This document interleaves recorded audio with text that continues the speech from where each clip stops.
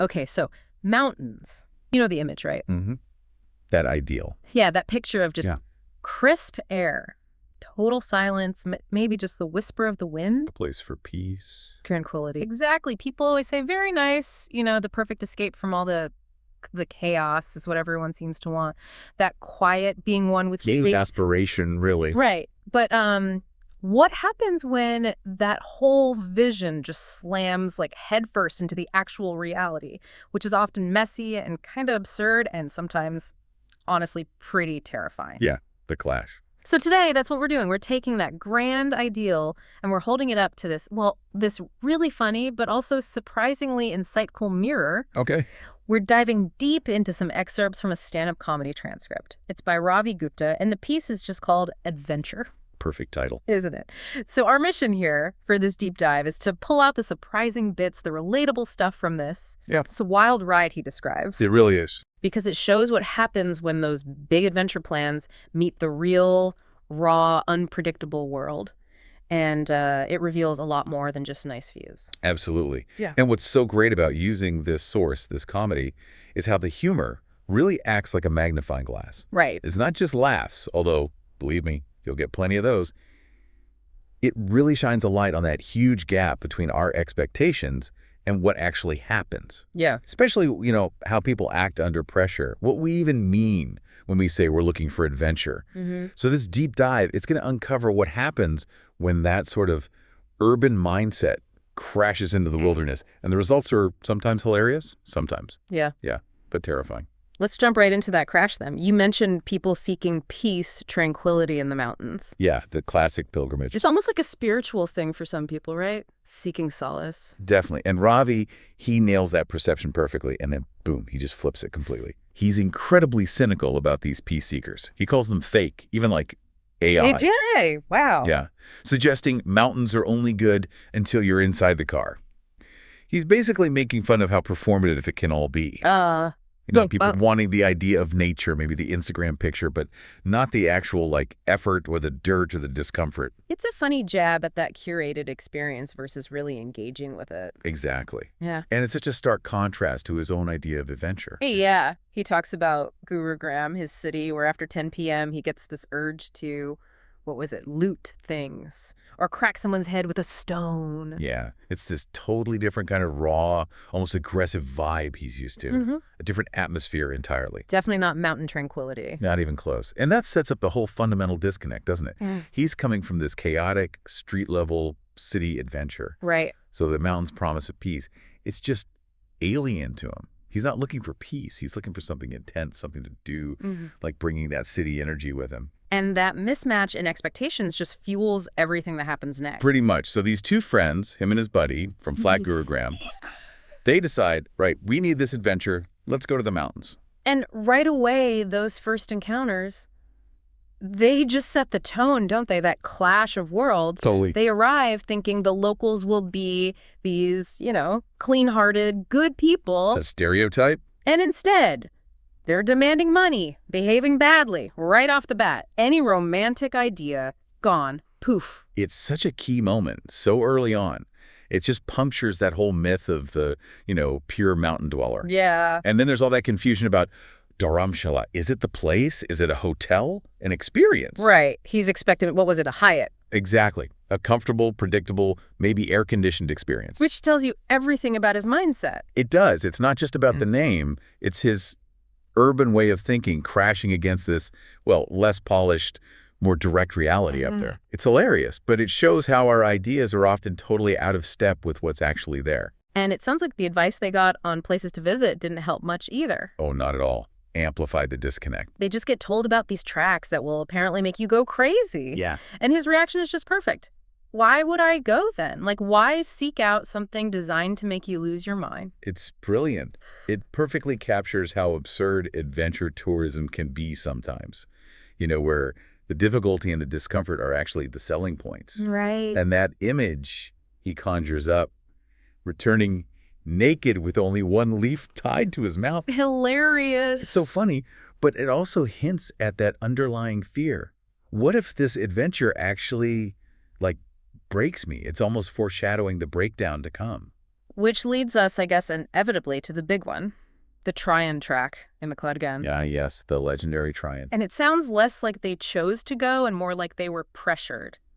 That hotel manager's request. Yeah, the thinly veiled threat. Basically, go on the trek or we'll throw you down there and beat you up when you check out. Some serious motivation. It's fantastic, though, because it highlights that social pressure, doesn't it? You have to do the famous trek when you're there. It's part of the script. Right, the adventure script. And then comes that choice. Yeah. The easy way, or the path of death. Dramatic. It is. But it's also a commentary, maybe, on that performative masculinity. Yeah. Or maybe just, a total lack of common sense, choosing the hardest option. And naturally, because, as he says, we are men. Of course. They pick the path of death, What? believing our brains are full of hay, we must use it all. Huh. Is that classic male bravado meets. Yeah, just spectacularly bad judgment. And how quickly does that bravado last? About half an hour. Yeah. Seriously. That choice, driven by who knows what ego, hay-filled brains, it leads straight into this hilarious, brutal meltdown of their friendship. So much for brotherhood. Exactly. It starts with hugging, and you were there, so am I, all buddy-buddy. 30 minutes of climbing later. It's irritation, name-calling, are you an idiot? Arguments about money. It's not just funny. It's actually a really sharp insight, isn't it? How fast that surface-level camaraderie just cracks under real pressure, real discomfort. Yeah, your true self comes out when you're miserable. Pretty much. Yeah. And the physical stuff they describe? Oh, man. Anyone who's ever overdone it exercising will relate. The cracking and popping sounds from their bodies. Yes. Like their jammed coolness opened up, feeling like their intestines are nodding, joking about high cholesterol, even AIDS. It sounds like their city bodies were just staging a full revolt. Totally. It's this hilarious picture of physical collapse. Yeah. But it also really highlights how our ideas about being rugged, outdoorsy types often clash with, sitting at a desk all day. Turning the aspirational trek into a comedy of aches and pains. Exactly. And that survival strategy. A 4-hour nap after every kilometer. Which itself took 4 hours to walk. It's just brilliant. It shows how quickly basic logic just goes out the window when you're utterly exhausted. And what about the mental side? He talks about their dopamine dying off. Yeah, that's a really interesting observation. Nothing feels good anymore. The thrill is gone. Completely. We chase these things for that rush, right? That adventure high. But here, they're so depleted, body and mind, that the actual mechanism for enjoyment just shuts down. So the adventure just becomes pure suffering. Pretty much. Yeah. And it's in that state. His fear of dogs kicks in differently. He starts imagining them as these four-legged mountain dogs that sting instead of bite. Weird. It is. But it shows how exhaustion and fear can really warp your perception. It makes ordinary stuff seem monstrous. Okay, so after all that agony, they finally get there, to the promised destination, expecting this amazing waterfall. The grand prize. And instead, they find 3-4 drains flowing into a pit. The ultimate anticlimax. Total letdown. It's like the punchline to a very long, painful joke. And this is where the comedy really skewers that manipulation of perception. The locals are running this scam, apparently, calling this sad little pit a lake. And his claim that fish jumped out when they saw them. It's so over the top. It just highlights how desperately maybe he wants to believe it, or just how ridiculous the whole situation is. Like, we'll accept the curated experience even if it's clearly nonsense. Exactly. Even when the reality is staring you in the face. Yeah. The bathing scene in this so-called lake. Oh, yeah, that sounded bizarre. Only one person allowed in at a time. The water itself is weird, stomach wet, back dry. How does that even work? Who knows? And then his friend refuses to get in, blaming the speaker's weight for splashing all the water out and making a second pit. Just pure chaos and absurdity. Total chaos. And then, the final touch, the tourism deep in the jungle. The Maggie cellar. Yes. A guy selling instant noodles, and these people who never left the jungle making the masala, feeding tourists by day, catching deer by night. It's so surreal. Like, even in the middle of nowhere, commerce finds a way. It really shatters any last illusion of some pristine, untouched wilderness, doesn't it? Even here, you can get your instant noodle fix from a guy who might be poaching later. Adds another layer to that clash between the dream and a weird reality. Okay, so the return journey? They've suffered, they've been disappointed. Surely now They'll choose the easy way back. You'd think. But no. They face the same choice. Easy way or path of death. Yeah. That's which one they pick. Again. Oh, no. Not the path of death again. Yep. It's an amazing moment of his self-awareness, though, isn't it? He says, humans learn from mistakes, animals don't. Right. But then admits their intellect was like an ox. Huh. So why? Why choose agony again? The reason girls go that way. Oh, seriously. After everything. Apparently. It's just brilliant, dissecting how easily we ditch past lessons for some, I don't know, perceived social thing or just a completely illogical reason. Self-deception at its finest. Yeah. It's just wow. And his friend has this brief moment of feeling healed by nature. A brief respite. Which the speaker immediately shuts down with, how does nature cure piles? Very practical. Very grounding. Cuts right through the sentimentality. Totally. And then the map situation. This is classic getting lost territory. Yeah. It's supposed to be a 45-minute route. They walk for 45 minutes.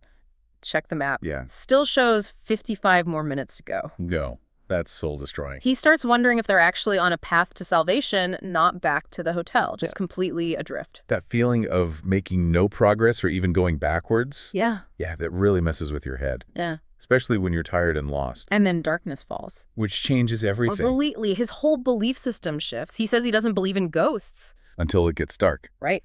Then suddenly he believes in witches. And his reasoning is amazing. Women keep oppressing us even up there, imagining these witches nagging their ghost husbands. That's incredible. It's funny, but it's also quite a deep look at how fear, primal fear, darkness, being lost, can just totally rewire your rational brain.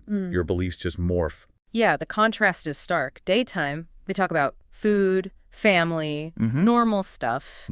Nighttime, lost in the woods. It's all supernatural stories. Grandfathers and witches. Fear brings out the folklore. And then after like 2.5 hours of being lost, his friend's behavior gets even weirder. How so? He just starts staring at the speaker and says he wants to kiss him. What?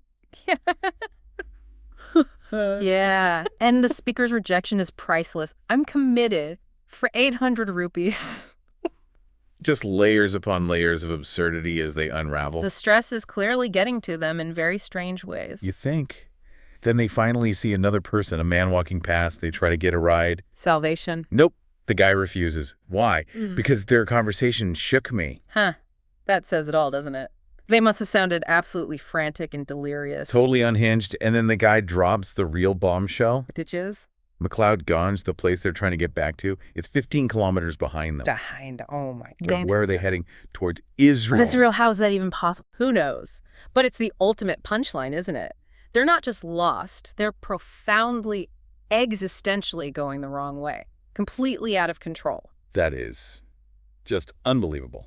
Talk about being off track. And just when you think it can't get worse, the guy adds the final warnings about animals. Oh, great. What now? Sometimes tigers and bears, too. Perfect. Just what you need to hear when you're lost, terrified, and heading towards Israel, apparently. His friend's reaction is pure, undiluted fear. I had to go to the washroom, but I've already done it. Understandable, frankly. Fear just bypasses everything. And the locals' advice for dealing with tigers, it's unique. Let me guess. Something completely logical. Keep talking. The tiger won't come. Keep talking. Why? Exactly. The speaker immediately asks, is the tiger listening to us? And then he imagines having a chat with the tiger, complimenting its body and tattoos. That's hilarious. It perfectly captures that desperate grasping for any kind of control, any advice, no matter how absurd it sounds, when you're truly terrified. Anything to feel like you're doing something. Right. Even if it's chatting up a tiger. And the comparison he draws between tigers and bears. Yeah. Yeah. What's the difference, according to him? Okay, so a tiger kills you quickly, efficiently. So his advice, no need to be a hero, just accept death. Cheerful. Okay, and bears. Bears are not good. They're misbehaved, characterless. They like to play. Yeah. Apparently has no gender preference and hits a lot before killing. Oh my God, that sounds way worse. Terrifying. A drawn-out, playful mauling. Exactly. Forget the quick death. The bear scenario is pure nightmare fuel. And he's very clear about his own motivation at this point. He admits, honestly, he's only scared of death. Not about respect or looking brave, just survival. Refreshingly honest in the face of mortal terror. And his final thought on nature after this whole ordeal. Let me guess. Not very nice. He says, nature was my lover, but nature turned out to be my lover, implying, a very difficult, maybe abusive relationship. Wow. That's a complete 180 from the serene ideal at the start. A total reversal. The whole journey seen through Ravi Gupta's comedy, it's just a masterclass, really. Using humor to get at these deeper truths. Yeah. It shows us that adventure, well, it isn't always that beautiful, calm escape we picture in our heads. Not always Instagrammable. Definitely not. Huh. Often it's about facing discomfort, dealing with absurdity, and bumping right up against your own limits, your own weird reactions. It completely dismantles that image of the heroic, idealized adventurer and replaces it with something much more relatable and honestly a lot funnier. So maybe the question for all of us is, when we head out looking for adventure, are we really trying to escape into nature, or are we maybe, without realizing it, starting a journey into ourselves, into the unexpected, the absurd, the sometimes uncomfortable truths about who we are? That's a great question. Something to think about. I'd encourage you, listening, to reflect on your own adventures, big or small. Maybe it was a mountain trek, maybe it was just trying to survive a really tough Monday morning. What did those moments truly reveal about you?